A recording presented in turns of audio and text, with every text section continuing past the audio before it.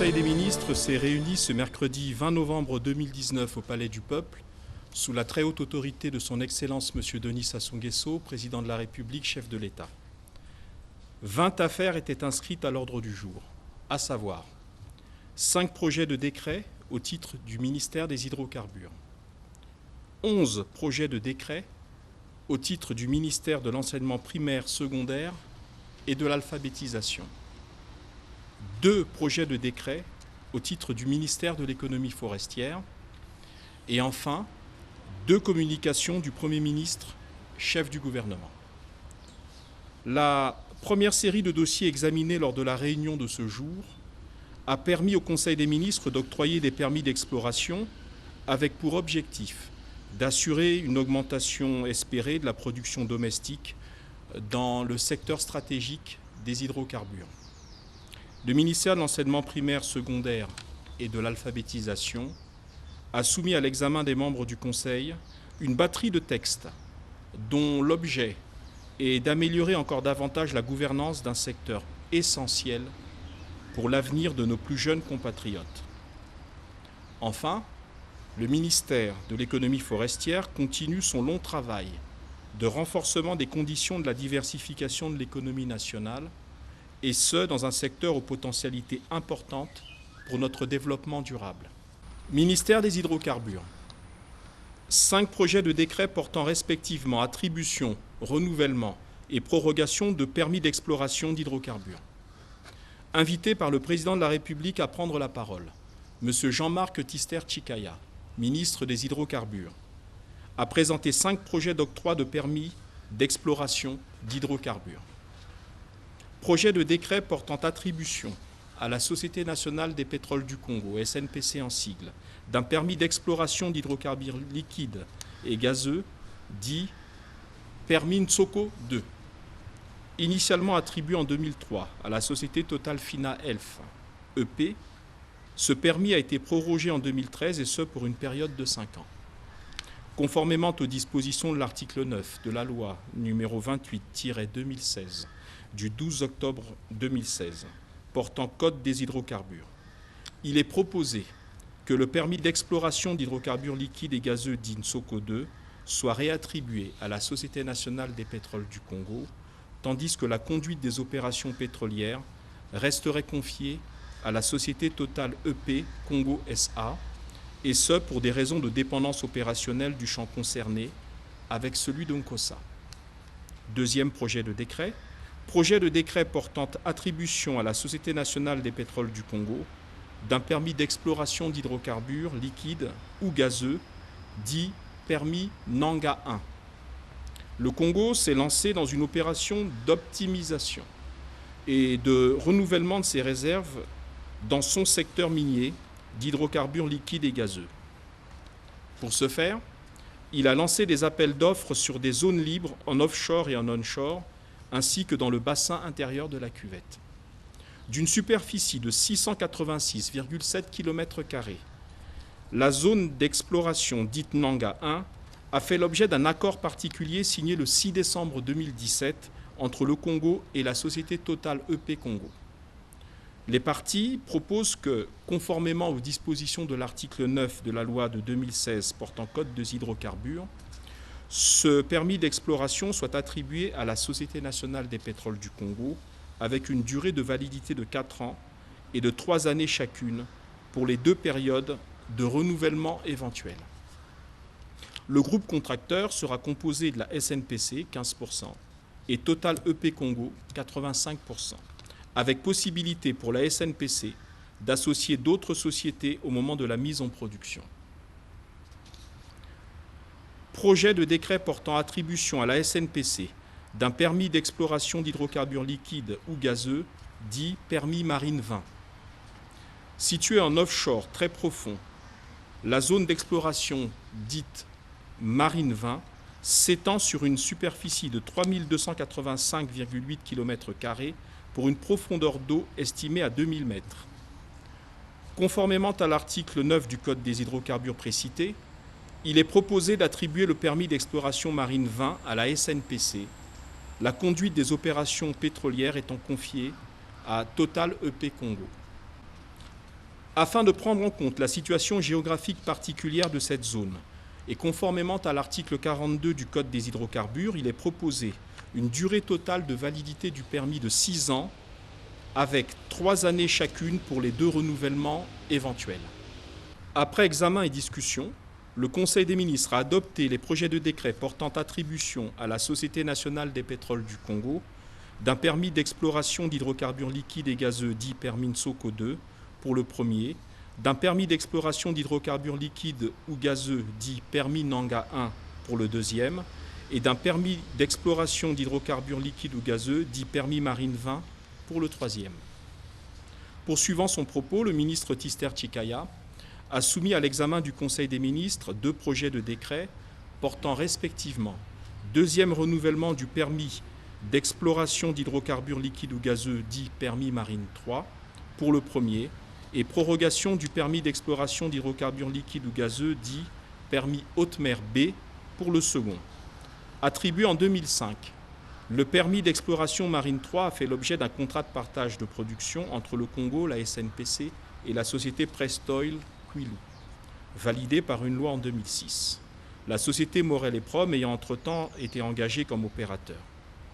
Restée seule après le retrait de ses partenaires, la SNPC a constitué un nouveau groupe contracteur en cédant 75% de ses participations à la société New Hedge en 2016. Après une série de décrets portant renouvellement du permis d'exploration Marine 3, la SNPC a formulé une demande de renouvellement pour sa 3e période de validité. Il s'agit de mieux apprécier la prospectivité de la zone et d'identifier des zones potentielles d'hydrocarbures à l'aide de travaux à réaliser de manière concomitante. Le permis d'exploration haute mer B, quant à lui, attribué à la SNPC en 2013 pour une durée de 4 ans, a fait l'objet d'un contrat de partage de production entre le Congo, Total EP Congo, la société Chevron Overseas Congo et Oryx Petroleum Congo, approuvé par une loi de 2014. Associée à ces sociétés, la SNPC a été désignée comme opérateur. Après une première prorogation actée par l'administration en juin 2018, la SNPC sollicite une prorogation de ce permis pour une durée de 6 mois. Après examen et discussion, le Conseil des ministres a adopté les projets de décret portant respectivement deuxième renouvellement du permis d'exploration d'hydrocarbures liquides ou gazeux dit permis Marine 3 pour le premier et prorogation du permis d'exploration d'hydrocarbures liquides ou gazeux dit permis haute mer B pour le second. Ministère de l'enseignement primaire, secondaire et de l'alphabétisation. Invité à son tour par le président de la République à prendre la parole, M. Anatole Collinet-Makosso, ministre de l'enseignement primaire, secondaire et de l'alphabétisation, a soumis à l'examen et adoption du Conseil des ministres un important train de décrets dont l'objet est de matérialiser la vision du président de la République, caractérisée par la mise en place d'une nouvelle gouvernance scolaire fondée sur 2 piliers. Le premier pilier consiste à poursuivre l'ambition d'offrir une éducation de base de qualité à l'ensemble de nos compatriotes, où qu'ils se trouvent et quelles que soient leurs conditions sociales. Le second pilier consiste à concilier la poursuite de la démocratisation de l'enseignement de base avec l'ambition de l'excellence promue depuis 2011 par le chef de l'État. Cette ambition consiste à partir de l'enseignement secondaire pour aider à l'émergence d'une élite responsable dans les domaines scientifiques, technologiques et littéraires. Relèvent ainsi du premier pilier les 5 projets de décret suivants. Premier projet. Projet de décret portant organisation et fonctionnement du Conseil national de l'enseignement préscolaire, primaire et secondaire. Il s'agit ici d'abroger le décret de 1985 qui organisait jusqu'ici ce Conseil, décret devenu obsolète, et à arrimer cette instance consultative de l'enseignement général à la loi scolaire numéro 25-95 du 17 novembre 1995, ainsi qu'à la loi numéro 16-2019 du 21 mai 2019, fixant la répartition des compétences entre l'État et les collectivités locales en matière d'enseignement préscolaire, primaire et secondaire. Deuxième décret. Projet de décret portant approbation de la politique nationale de l'alimentation scolaire. Il s'agit ici de garantir à nos élèves, en l'occurrence ceux issus de familles modestes et de couches vulnérables, notamment dans les zones rurales, une alimentation saine et une nutrition améliorée, et ce, pour prévenir le décrochage scolaire. Projet de décret instituant les écoles consulaires congolaises. Il s'agit de combler un vide juridique, d'organiser les écoles consulaires congolaises à l'étranger, qui reçoivent à la fois des élèves congolais et des élèves étrangers. Ce texte vise notamment nos écoles en Chine, en Angola, dans la capitale Luanda, comme dans la province de Cabinda. Projet de décret fixant les conditions d'organisation de l'enseignement dans la famille. Il s'agit d'assurer la mise en œuvre du service public d'enseignement obligatoire à tous les enfants de la République, notamment pour les élèves congolais habitant à l'étranger et privés d'un enseignement francophone, ainsi que pour les élèves situés dans des zones très reculées de notre pays.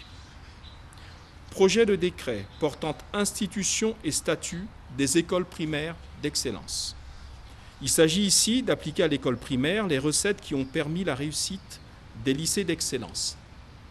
Ces écoles pilotes devront rendre effective la vision du président de la République, exprimée dans son projet de société La marche vers le développement, qui préconisait dans son axe 5 la mise en place d'écoles primaires préparatoires fondées sur l'utilisation de l'anglais, du cartable électronique et sur des partenariats à conclure avec des écoles similaires situées à l'étranger.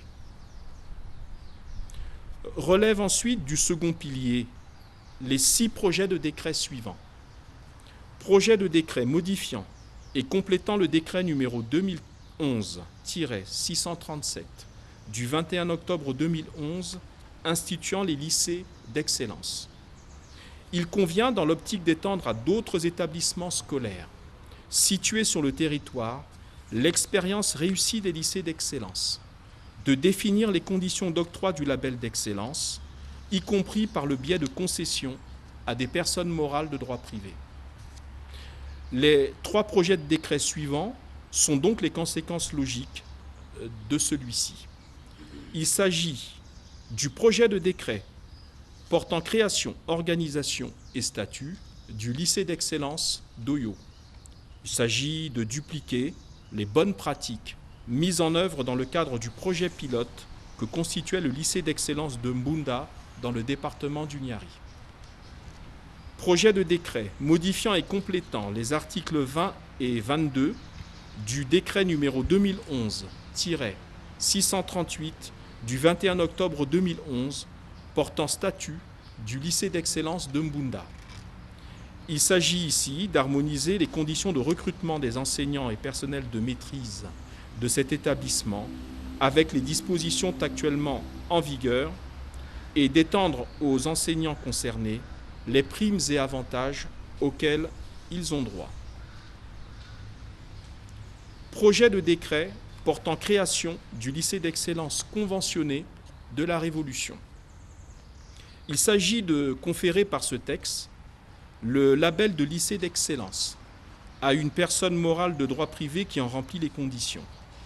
Le lycée Gampo Olilou a été choisi pour expérimenter ce type de lycée conventionné. Enfin, les 2 derniers projets de décret s'efforcent de traduire la vision du président de la République en matière d'innovation dans le domaine de l'enseignement.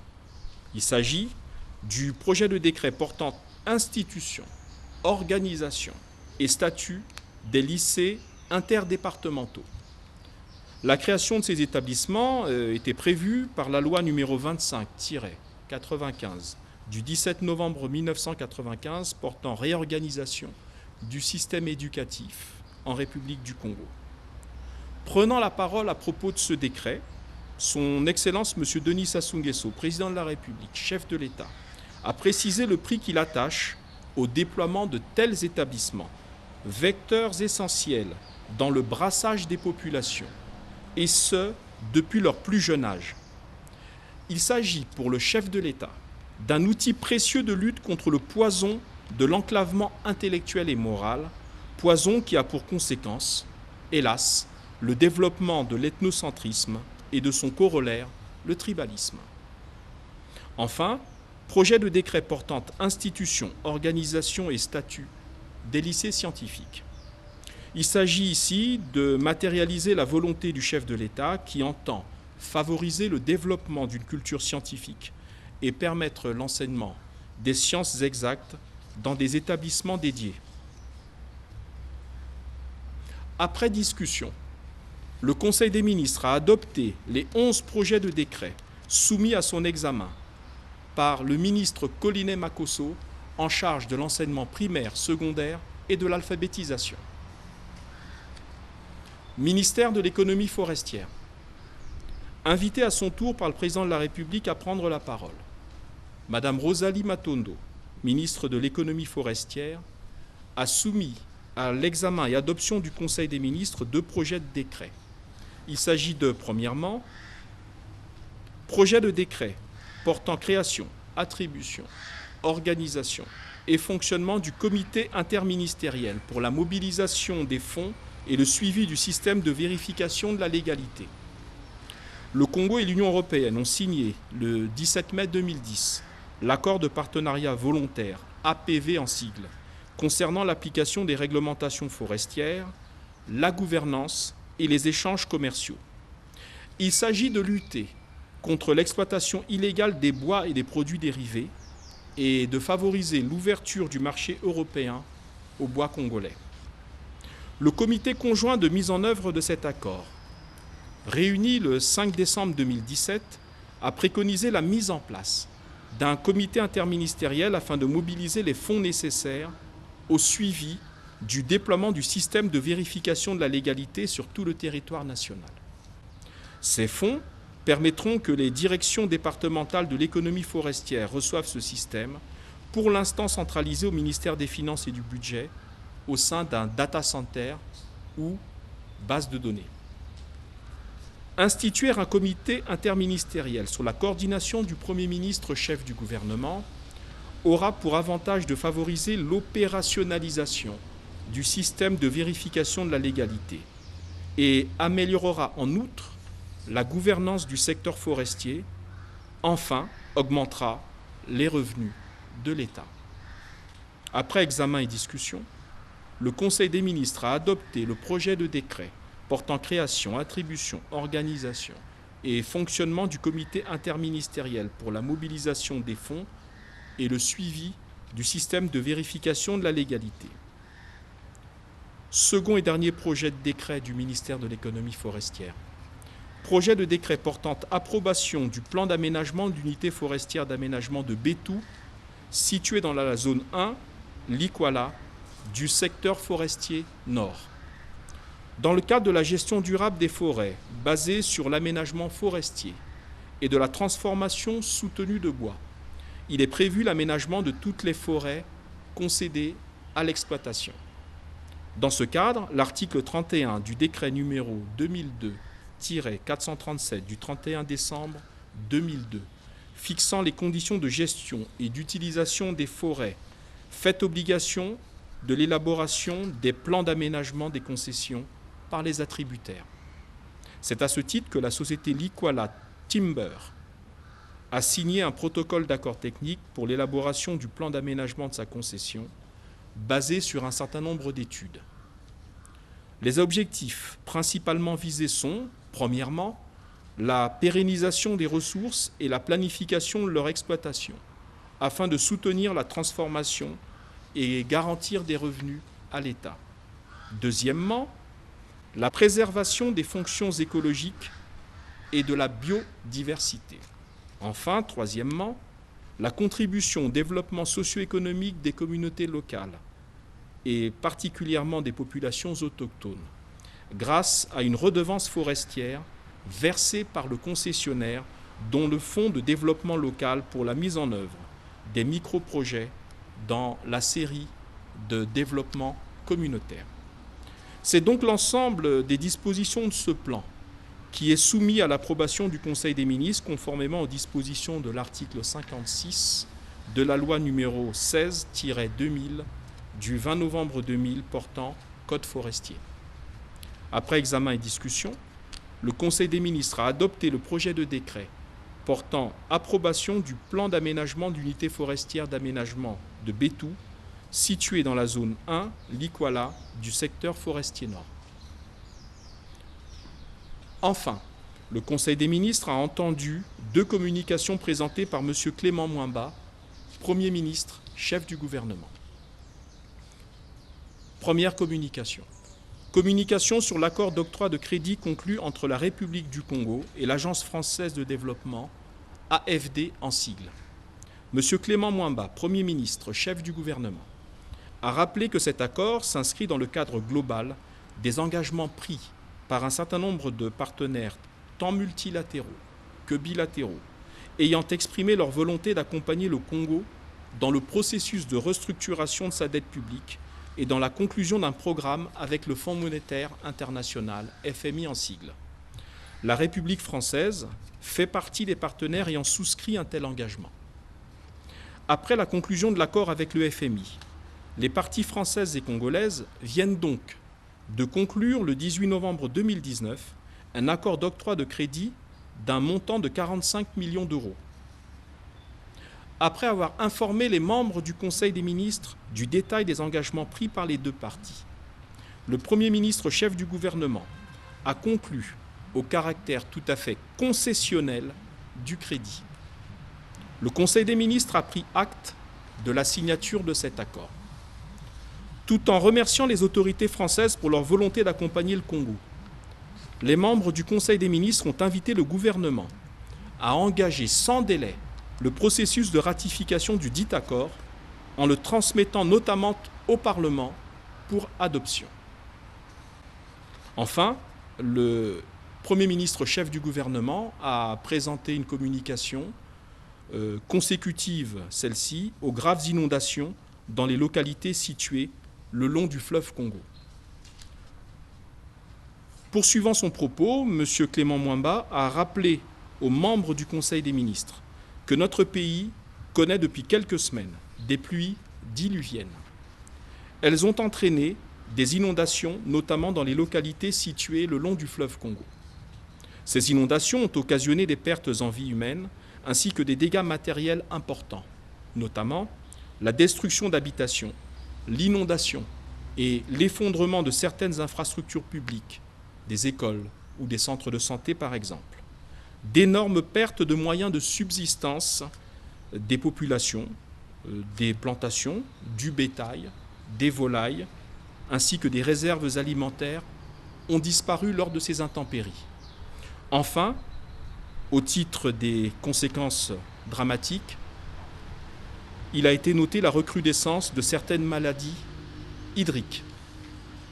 Ces données, collectées par le ministère en charge de l'action humanitaire, lequel suit cette situation en temps réel, précisent également qu'environ 50 000 personnes qui se trouvent dans les localités les plus impactées, à savoir celles situées le long du fleuve Congo, sont en état de détresse. Les éléments techniques en possession des pouvoirs publics laissent malheureusement craindre que ces inondations se poursuivent dans les prochaines semaines. Aussi, et compte tenu de l'ampleur de cette situation, le gouvernement de la République déclare l'état de catastrophe naturelle et d'urgence humanitaire dans les départements de la Likwala, de la Cuvette et des Plateaux. Par une correspondance datée du 19 novembre 2019, le Premier ministre chef du gouvernement a officiellement informé Madame la coordinatrice du système des Nations Unies au Congo de la situation née de cette catastrophe. Le Conseil des ministres prend note avec émotion de cette situation. Il marque sa compassion pour les familles éprouvées et en détresse. Il invite les différents services de l'État à poursuivre leur mission d'aide et d'assistance aux populations concernées. Enfin, le Conseil des ministres espère que l'implication de tous les partenaires de bonne volonté permettra un accompagnement des pouvoirs publics dans la résolution de cette situation hautement dramatique. Plus rien n'étant à l'ordre du jour, le président de la République a alors levé la séance. Commencée à 10 h, la réunion du Conseil des ministres a pris fin à 12h45.